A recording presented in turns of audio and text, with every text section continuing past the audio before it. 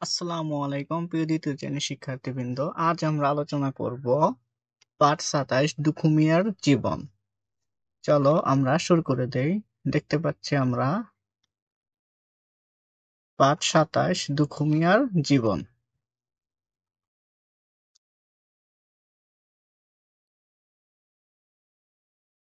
বাবা মা আদর করে তার নাম রেখেছিলেন দুখু মিয়া। দুখু মিয়ার জীবনে অনেক দুঃখ ছিল। ৮ বছর বয়সে তার বাবা মারা যান। তিনি তখন গ্রামের মক্তবে পড়াশোনা করতেন। বাবা মারা যাওয়ার পর তাকে নানা রকম কাজ করতে হয়। তিনি খুব গান পছন্দ করতেন। তার গ্রামে তার গ্রামে লেটো গানের দল ছিল। তারা গ্রামে গ্রামে গান গেয়ে বেড়াতো। তিনি তখন তাদের সাথে যোগ দিলেন, গান লেখেন আর সুর করেন। একদিন তিনি বাড়ি ছেড়ে আসানসোল শহরে চলে গেলেন। সেখানে রুটির দোকানে কাজ নিলেন। কাজের ফাঁকে ফাঁকে তিনি বই পড়তেন আর নানা গান লিখতেন। এক দারোগা সাহেব তাকে ময়মনসিংহ নিয়ে আসেন, আবার স্কুলে ভর্তি করেন।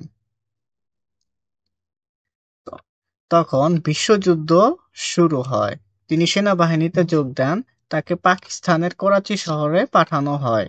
যুদ্ধ শেষ হলে তিনি কলকাতায় চলে আসেন। পত্রিকায় তার লেখা ছাপা হতে থাকে।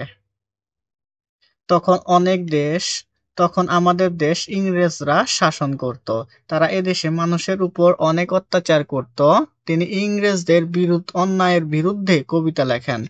তাই তাকে জেলখানায় বন্দি রাখা হয়। জেলখানায় বসেও তিনি অনেক কবিতা লেখেন, গান লেখেন। তিনি গরিব দুঃখী মানুষের কথা লেখেন। তিনি মুসলিমের কথা লেখেন, তিনি হিন্দুর কথা লেখেন, তিনি সবার কথা লেখেন।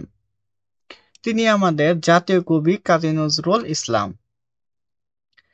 কাজী নজরুল ইসলাম 1899 সালের 25শে মে পশ্চিম বাংলার বর্ধমান জেলার চুলুলিয়া গ্রামে জন্মগ্রহণ করেন। বাংলাদেশ স্বাধীন হলে তাকে এদেশে আনা হয়। 1976 সালে 19শে আগস্ট তিনি মৃত্যুবরণ করেন। তিনি একটা গান লিখেছিলেন, মসজিদেরই পাশে আমার কবর দিও ভাই। তাই ঢাকা বিশ্ববিদ্যালয়ে মসজিদের পাশে তাকে কবর দেওয়া হয়। প্রতিদিন অনেক মানুষ তার কবর দেখতে আসেন। এই হচ্ছে তোমাদের পাঠ। তারপরে দেখো কিছু প্রশ্ন আছে, আমরা দেখি। দুখু মিয়া কার নাম ছিল? দুখু মিয়ার ডাক নাম ছিল কাজী নজরুল ইসলাম। দুখু মিয়াকে জেলখানায় বন্দি করে রাখা হয় কেন? কারণ তিনি ইংরেজদের বিরুদ্ধে লিখতেন। দুখু মিয়া গান ও কবিতা কাদের কথা লিখেছেন? তিনি গরিব দুঃখী মানুষের কথা লিখতেন। আমাদের জাতীয় কবির নাম কি? আমাদের জাতীয় কবির নাম কাজী নজরুল ইসলাম।